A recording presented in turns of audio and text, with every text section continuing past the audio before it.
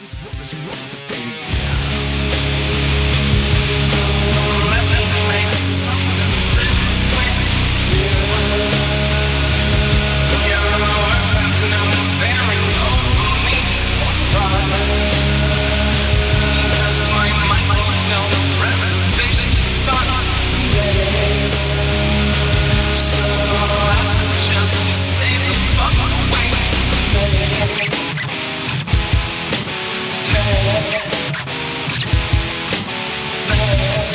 Welcome to the O.W.P. This is our wrestling podcast. This is Dave along with Jess. Well, Dave, how are you doing? Fantastic, cuz Damn it. bringing you our perspective. I'm sorry, and Craig. What's I'm Craig? terrible. Jesus Christ. Remember Crunch Taters? We're good, bro. Bringing you our perspective on the world of professional wrestling. No inside sources, no ties to the industry. Nurse. Just stories from the diehards, sharing opinions with you. And now on to our topic today. They were kettle chips forgotten before kettle matches. chips. Yep. Hit us up on Instagram at O.W.P 2019. Click on Linktree. You can find us on several platforms, including Apple, Spotify, SoundCloud, YouTube, iHeartRadio, Stitcher, Google Podcast. And don't forget, we're now part of the Wrestle Hub family, all about wrestling podcast. Catch them at the Wrestle Hub on YouTube and Instagram. I am a jerk, Craig. I'm so sorry. What was you completely? That's fine. I threw him off because I asked him how he was, which I never normally do. Yeah, you got me. You got me. So, well, how you doing, Dave? And Dave having to go, I'm fine. Anyway, also, cuz, and nobody else. It's coming to you live. There's been some tension. I'm sorry. What's going on, guys? What is going on? Is Craig and Dave fighting? What's happening? Yeah, why did you do that? Yeah. What is going on, guys? What are we talking about? What are we doing? Forgotten matches. Forgotten matches. Why did Well, we bring I've up forgotten selected matches of four. I don't know why I'm talking in that voice. There's a ton of forgotten. WWF has a thing on their network called Hidden Gems, so I don't want to get sued. So I wanted to say forgotten matches. Right there. This is stuff that we went back, and we're going to do several of these. And it's in video fashion as well. So you can go back on the network when you guys get a chance in your busy lives and watch some of these things. You know, Cuz actually started this madness because one match that I did put on the list here was a three-way, and it was for the number one contendership. We always remember like popular title matches or something like that, or, The Rock coming back to face Cena. We talk about that till we're blue in the face. But there's a lot of, number one contendership matches or whatever leading up to bigger pay-per-views that are on smaller pay-per-views that we kind of forget about. So, great job, Cuz, you son of a bitch. Great job. Good choices too. Really, good choices. Yeah, these are great selections that I do not remember, and they're not held in high regard in my memory, and they're kind of all over B pay-per-views and older stuff than that. But man, they all kind of tell a story. It's very cool. This is gonna be fun, you guys. You guys ready? Oh my god. Yeah. All right, match number one. We've got Ken Shamrock versus Mankind versus The Rock for the number one contender for the WWF title in a cage match at In Your House Breakdown on September 27th of 1998. This match would ultimately be irrelevant as later on the card, the world title match would end in controversy, causing the world title to be vacant anyway.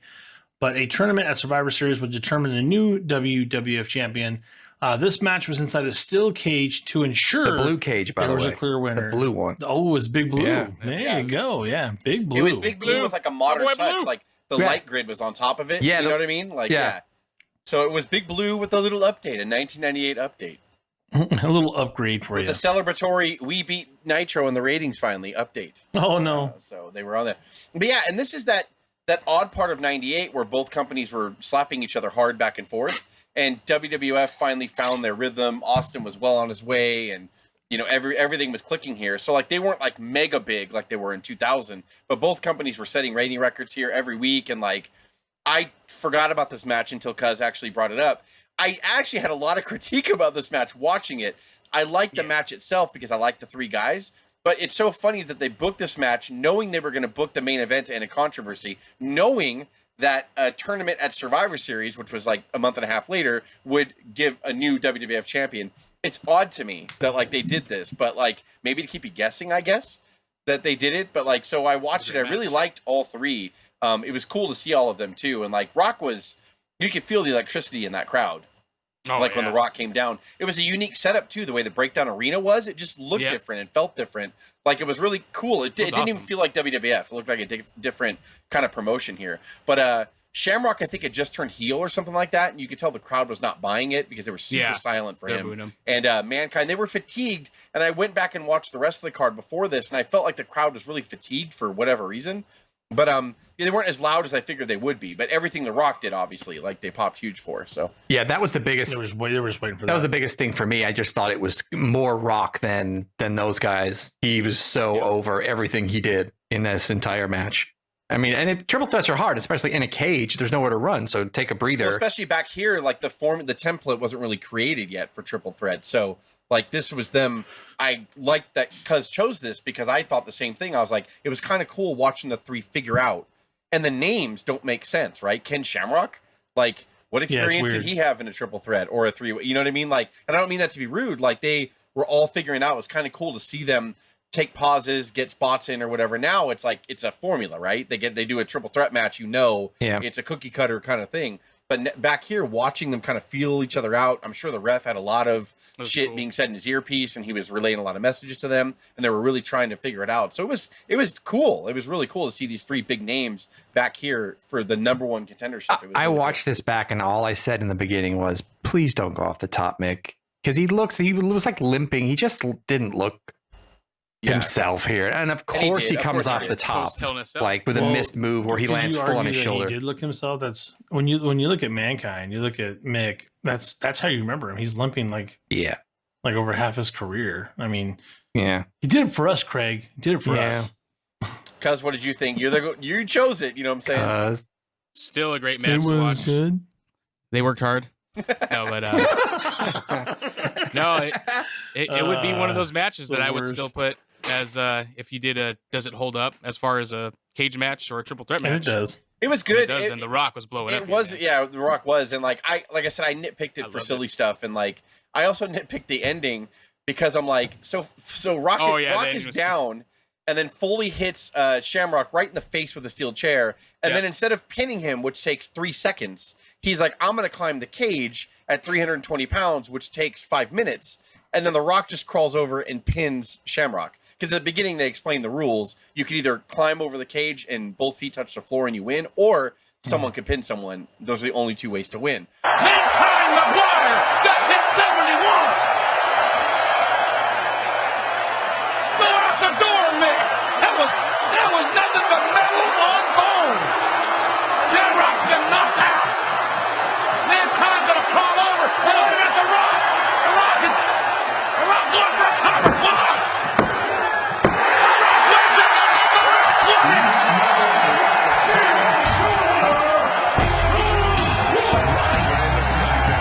When Foley was celebrating, I was like, "How do you not hear Rock's music playing already?" Right? Like, and he jumps down after the music's playing, and they say the Rock's the winner. It made Mankind look stupid. I'm like, why wouldn't you just pin Shamrock? Just fall on them for the pin. But they wanted a little, they didn't want you to know who was going to win or whatever. But like, I'm like, that's weird. Yeah, and props to a really cool double rock bottom kind of in the middle of it, which is very funny to see. That elbow drop, good stuff. Good stuff. Down himself. But it was good. I did like it a lot.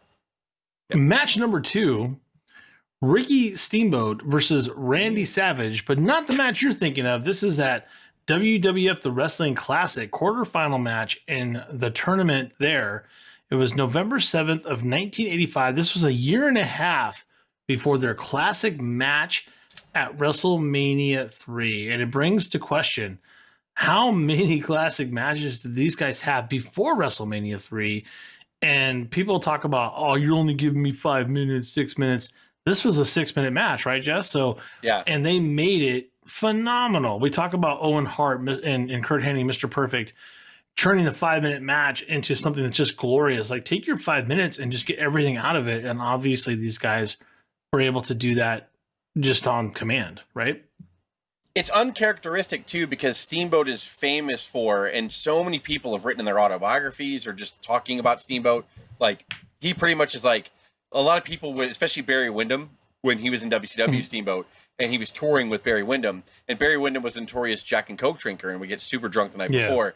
So he would come in and Barry Windham would look at the sheet who he's wrestling tonight and draw his finger up and be like, Steamboat, fuck. And Steamboat would be smiling on the other side of the corner because Steamboat as a rule goes 30 minutes minimum on house shows. Yeah. And so like he would just stretch people. So it was odd to see Steamboat relegated here to a 6-minute match. But my big thing from that, and I also think of another famous story that Steamboat actually told. So they were doing a house show loop and the main event was Hogan and Orndorff. And Steamboat and Savage were on the semi-main event. So they were wrestling out there, and they were already going to go like 30 minutes. That was just a foregiven conclusion. But I guess either Hogan or Orndorff got caught. They were doing a shot earlier in the day on a matinee somewhere else and coming over, and they got either stuck in traffic or something happened. Oh. And one of them got late. So the ref kept telling them, like, keep going, while they were in the ring, Steamboat and Savage. So they ended up going like 50 minutes. I think Steamboat told the story. They went up going 50 minutes when they only planned on going like 30. So they get to the back. Finally, they get message, okay, both Hogan and Orndorff are here, so go home. So they went home. They go back. He said Savage was almost blue, laying on the concrete floor, just breathing heavily because they just were going at it. And Hogan walked in the room, and he looked. He's like, what happened to you guys, brother? And like puts his bags down and fucking goes out with Orndorff. 5 minutes later, Hogan's coming back, that's what Hogan did. With a bigger payoff, too. Yeah, I fucking laughed my ass off. I was like, oh my God. So I thought of that when I selected this match because I was like, it's only 6 minutes, but when I watched these guys, they fucking went at it. And Steamboat, I miss how young he was here. Like, Steamboat was so fast, and so was Savage. And, like, they both worked their ass off. And they did, the typical Savage hit him with brass knucks and pinned him or whatever, which is actually the same move, the same spot he won the IC title by beating Santana with, which wasn't even going to be for another half a year, I think, because Savage didn't win it until 86. So, or like late 85 or whatever. So it was kind of cool to watch that. And if you haven't seen the Wrestling Classic tournament, it's actually pretty terrible overall. But like there was a lot of cool stuff. This is the gym. They got to cram so many matches into 2.5 hours. That's why. This quarterfinal matchup scheduled for one fall with a 15-minute time limit. In the ring to my right, the man who in the first round scored a victory over Davey Boy Smith, Ricky the Dragon Steamboat. And his opponent, led towards the ring by Elizabeth, the man who defeated Ivan Putski in the first round, Randy Macho Man. That's why, it's just nothing build, and it's so wacky. Yeah, it was like a huge tournament. The only notable thing was Hogan fought Piper for the WWF title, and but they also had Savage and Dynamite Kid on this. They had Steamboat against Davey Boy on this, like 4 or 5 minute matches. Before Adorable, right? He had leather jacket. Yeah. So yeah, this was go back and watch this because it's interesting. But this match was a fun 6-minute match, a hidden gem, if you will, or forgotten. Totally different style, totally 80s, but it works. Hard hitting. Yeah. They go outside, brass knucks. Did you say totally 80s? VH1 is going to sue you so hard. What? They worked hard. right, cuz? What? But yeah, for what they it was, fast and hard. Yeah, it's a fun little match for sure. And there's so much heat that somebody pegged Savage with a crushed soda cup right in his head, perfectly from off screen, and then so Elizabeth was almost in danger because of the heat that he gets, and they get escorted out by security. Back here, they didn't give a shit about house shows because this is basically a house show, and there was no padding on the outside. It was all sticky, shitty concrete, and then the mat, there was so much give in the mat. It was like a trampoline. And you could see the seams where the canvas was laid, and it was so fucking loud. This was when WWF now travels with all their own shit, but back here for local house shows, if somebody already had a ring, they would be just put the fucking ring up. That's why you see so many house shows back in the 80s with odd rings and stuff like that for WWF because it's just cheaper, faster. They just brought their known rings for pay-per-views and Superstar. The ring for this is huge. It's 90 foot by 90 foot by 90 foot. It's like a. And it was they would just step they went to lock up and Savage faked them out, and then when he sidestepped Steamboat, the mat jumped fucking 6 inches for 3 straight seconds, and I'm like, Jesus Christ! There's so much given that match. You literally have to you have to move around and really figure that mat out before you get out there. I guess that's crazy. Especially when they would do a big move, the mat was bouncing 3 times before. Yeah. Did we always argue that they were mic'd up too on those mats, like when they slam people, it just sounded. No, yeah, so they always loud. had a mic underneath the mat, and it's like, oh, we're getting over on everybody, but it was so loud. It was like every step was like, pa-dong, pa-dong, pa-dong. So it was like, Yeah, turn loud. the mic feed down under the. Yeah, under the this ring. was the WWF Wrestling Classic. It is on the network as well. Everything made here me is so on the mad network, to by watch the way, it. that we talk about. It made me mad to watch it, see that crowd, how crazy they are compared to today. And then just the whole atmosphere and Macho Man coming down with his cops. Yeah, Yes, I yeah, love just that the when you guards. come down with That was my cops favorite and Macho security. Man, man. Because like the crowd would That literally try to persona grab Macho your Man. shit, like if you Yeah. walked It makes down it like seem that. more realistic. Yeah. Like, But then it was sad I don't because know. already in the There's something ring, about it. Ricky the Dragon Steamboat was like already in So- the ring. I was like, Or made it feel like a real sport, like a boxer He's coming like- out he's that like, needs to be hey. protected. Steamboat's already. Wow. Yeah, that's how it worked, man, back in the day. Match number 3, we got Chris Jericho, Kurt Angle, The Rock, Steve Austin at Vengeance in 2001. This was on December 9th. This was a mini tournament to unify the WCW and WWF world titles to determine an undisputed world champion. All 3 matches were held back-to-back. At the end of the card, Steve Austin, who was the champion, defeated Kurt Angle. Chris Jericho defeated The Rock to win the WCW title. And then in the main event, Chris Jericho defeated Steve Austin to become the first ever undisputed champion. There's a lot of talk about this where they didn't even know who it was going to be until the very end. And it was like, well, give it to Jericho. No one's going to think that's going to happen. Jericho did such a good job after he turned heel here, calling himself over and over and over again the first ever undisputed champion. Oh, yeah. But when I go He back claimed and that. watch it, like, man, this was so misbooked. Like, they teased. You Yeah. really thought the main event Rockin' off. to crown an undisputed champion, right? The 2 guys. And The Rock still had a cross to burn from WrestleMania 17, where Austin turned heel 10 months earlier or 9 months earlier, whenever it was. I was like, no wonder when Jericho beat The Rock, the energy, you heard the crowd just it was like a gasp. balloon. Like, yeah, going, fuck. Like, and I don't mean any disrespect against Jericho. I love Jericho. But looking back, his first heel run was so forced here. And it was like Vince was just trying to do something new, and I get it. Even though he's a natural, that's what sucks. Yeah, and then you also had, so Triple H was coming back here in the loom. Like, you knew Triple H would come back in January on Monday Night Raw and get that huge pop, and then he would win the Royal Rumble in 2002. So this was like right before Triple H came back. So I get what Vince was trying for here. But also, if you don't want to go with Rock and Austin here, you want to go with Angle, because Angle had history with Triple H as well, with the whole Stephanie love triangle or whatever, when they did that funny stuff. Are you trying to argue that in the planning for this that Jericho was the transitional champion to save face on Rock and Austin? I don't know. Would that have been so bad though? You know what I mean? Like, why? I'm just asking. I'm not Yeah, saying it's no. good or bad. That's a good point. That's a good question. You thought that was a thought? I don't think so. That's my point. I don't think it is. But I mean, because I don't know. Like, all I remember when I watched it was like, man, like they teased it. And here's the ultimate rule, though. I could say, and I think you'll all agree with me.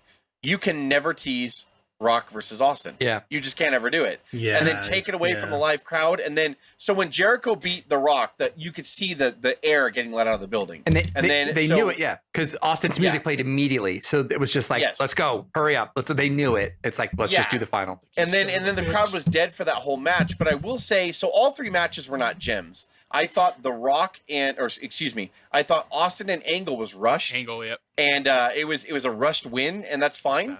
But I thought that Jericho and The Rock had a very good match. I forgot how good that match was.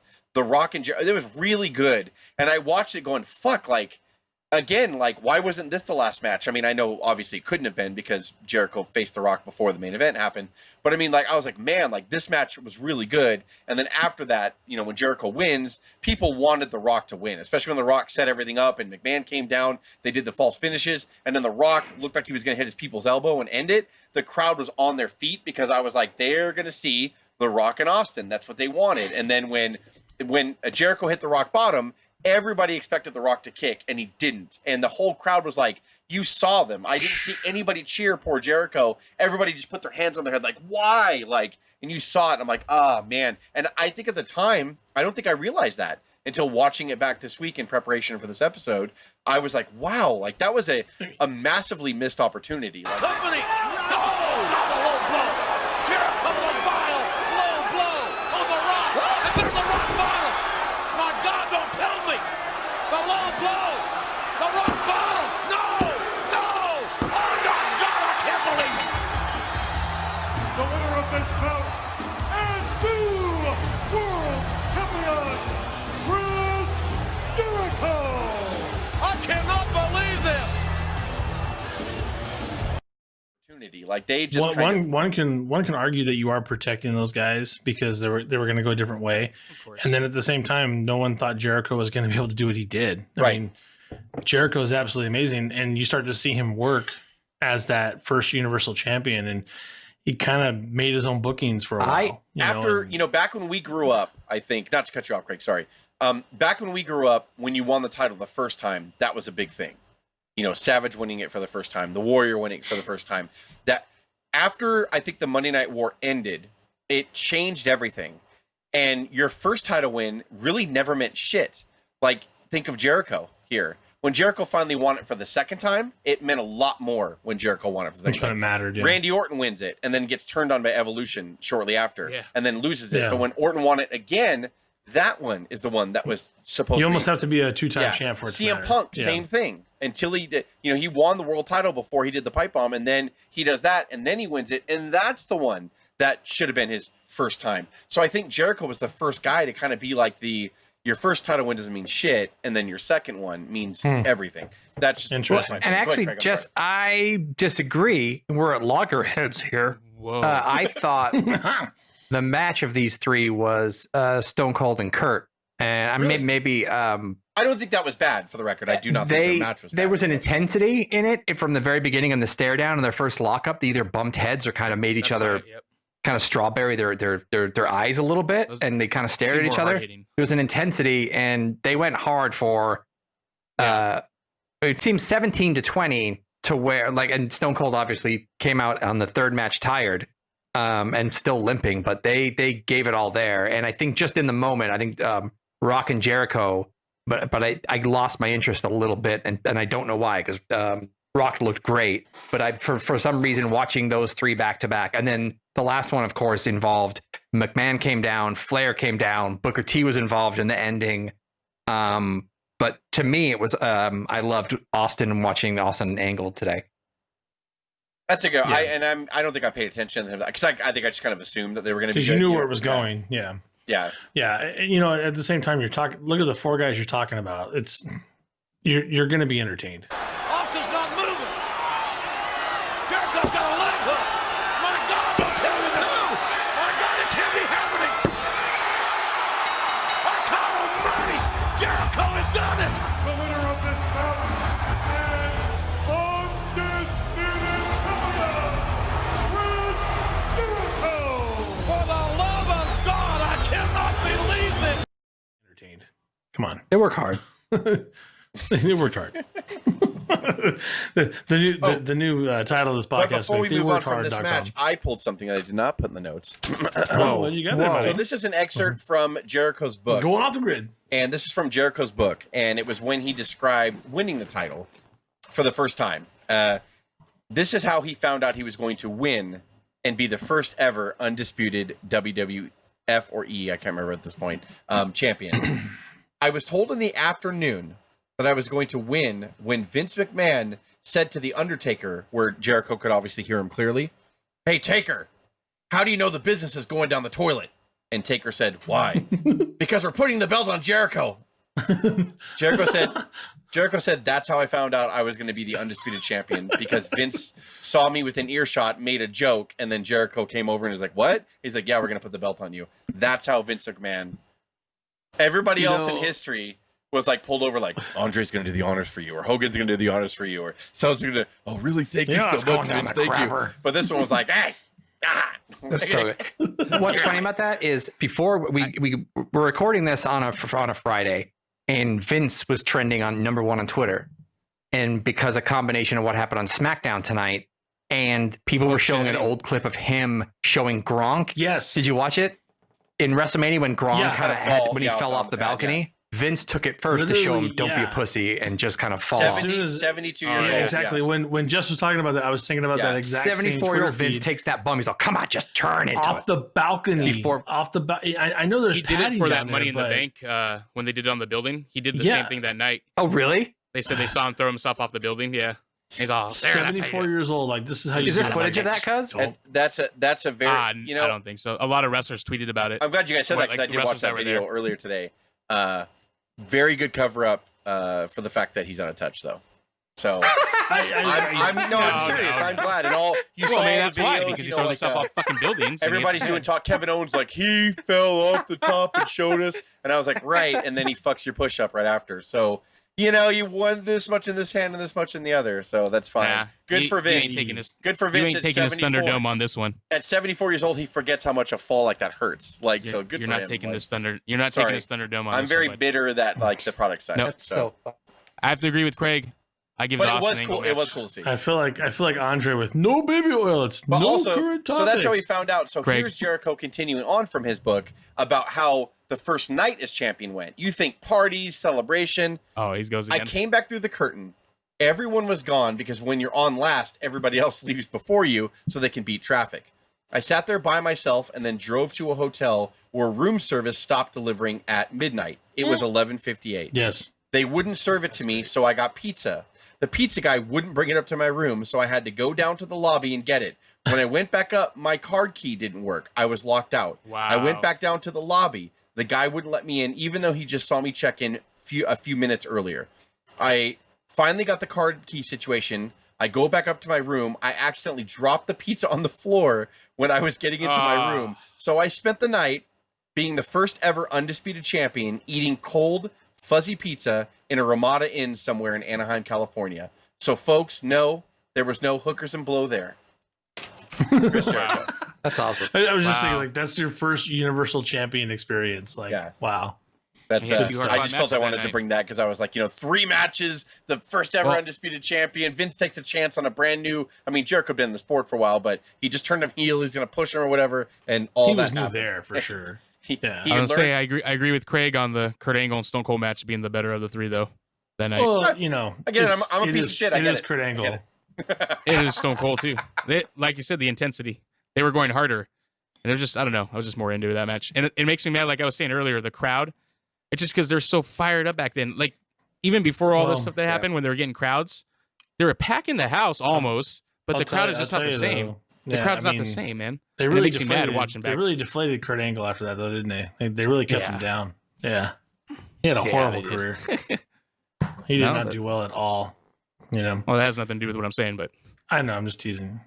I'm just Okay. teasing. Yeah. I'm glad. I'm glad That you're is the speaking best up, match. because I'm really happy that is for the you. best match though. Match number 4, the New Brood, Jeff and Matt Hardy versus Edge and Christian on a ladder match for the services match. of who's behind cuz over there, Terry Reynolds, and a $100,000 purse at No Mercy on October Move your left elbow, 17th cuz. of Move your left arm. So we can see Terry. 1999. This match set the tone for the TLC matches to follow, and both teams were in the early stages of their career, so you're definitely taking some massive bumps. These are the kind of matches that nearly retired Jeff Hardy to this day. He always seems to find a way back, but I think there's even stories of like his hip bone is practically fused at this point from all these bumps he's taking, and we're not sorry. We're sorry that you're hurt, but we're also so just thankful for this kind of stuff. Dare I say this You ladder love it. match is just as influential and important as the Razor and HBK ladder match? Actually, Two ladder matches? yes. Yeah. I was going to This is say the that. first tag and ladder match. Yeah, Cuz is Yeah. the one who chose this, and Cuz wanted to have like a topic he wasn't sure. He's like, do we want to do like hidden matches or forgotten matches, or like most influential matches that kind of, egged on another generation to do something different? And I was like, oh man, but I really wanted to choose this match because it was all of that. Like, it was a great ladder match, first of all. Yes. And then even though it was silly, they were called the New Brood, which That is was so weird to see Yeah. them, and then to And have you heard Jim Ross correct himself. Like, to come down with Hardys, Gangrel's I mean, music. New Brood. I mean, the Like, New he Brood. said it a couple times. Like, he kept flubbing and forgetting to call them the New Brood. Matt Hardy's got the money. Wait. Show me the money. Matt Hardy. He got it. Oh, God almighty. The Hardys they've won the match. The Brood. I can't believe Brood. So I don't know what they were doing. I think Edge and Christian broke away from Gangrel, and then Gangrel, I think, recruited the Hardys for a second or something like that. Like, it was Yeah, he weird did. what they did. Because Doc Hendricks was with them first, Yes, remember? yeah. Yeah. And so yeah, this match, the prize was for Terry's services, which may not be all that unpleasant, and $100,000. But obviously these guys, this was 1999. It was so crazy to see the infancy of both these tag teams, and then just a year later, the Dudleys would join the fucking party, and they would have legendary TLC matches. Everybody knows what those are. But this match is a hidden gem that nobody talks about anymore because this was the first one, and it was on again like a B pay-per-view. So this match was That's fantastic. why I love the B pay-per-views this year. They did a great job on the main stage, but you forget about it because this wasn't on the main stage. Yeah, All and those I B watched the bumps pay-per-views. and stuff in this match. And I was like, God damn it, man! Like all that stuff that Dave said. Like you see where all the injuries started to mount up here. And this is the first time they do that sky camera. Yeah. Like Jerry Lawler kept bringing it up. So, whoa, this crazy view. I've never seen it before from here. It'd be great if they did that again, those views, but there's no one that could top what these guys did at that time. And the thing about this is, I mean, they do it now. It's Gund Arena and it's Cleveland, and they start this match. At the Gund Arena. Gund Arena. It's actually Gund Arena. Gund Arena. New brute camera angle. And then the crowd is dead. And the first couple of moves, and they take some really hard kind of bumps off the ladder halfway up, and the crowd's kind of dead. And then, and I was like, this is so strange. By the end of this match, everyone is on their feet. And Jeff Hardy has taken probably 4 unnecessary bumps right on his right cheek and kind of leg and hip. And it's like these 4 guys threw everything that they had in their mind in the back together and threw it all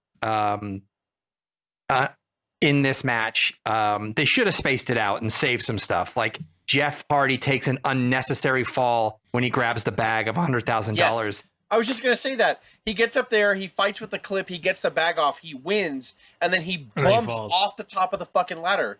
Like, and the crowd gasped. Like, they didn't. They were cheering for them winning, and then when he hit the mat, they're all, like it was a spot. And I'm like, you shouldn't get a after victory, fall or whatever. He fell off the top of the ladder on purpose. Yeah. Go watch this match, and you can see the hunger in all 4 of them, and they made the most of this moment. And even Lawler's not even respecting it kind of in the first couple of minutes. He's still talking about a puppy segment from earlier on. Right. And well, I mean, yeah, of course, like he never. It was the atmosphere. Yeah. Jared Lawler sucks. I'm sorry.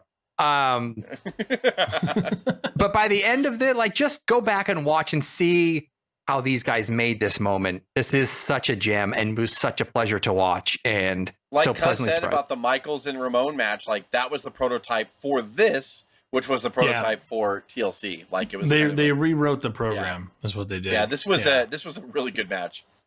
And these guys never wrestled again. I'm just kidding. This was the only match. Yeah. Hit us up on Instagram at O.W.P 2019. Click on Linktree. You can find us on several platforms, including Apple, Spotify, SoundCloud, YouTube, iHeartRadio, Stitcher, and Google Podcasts. Terry works hard. Don't forget, we are now part of the Wrestle Hub family, all about wrestling podcast. Catch them at the Wrestle Hub on YouTube and Instagram. This is Dave, Jess, and Craig since Cuz took a nap, and I don't know where and Terry Reynolds. Now it's Terry. Terry's part of the podcast. Thanks, Terry, for your time. Way more pleasant. Way more pleasant. This is the O.W.P signing off. Have a good one.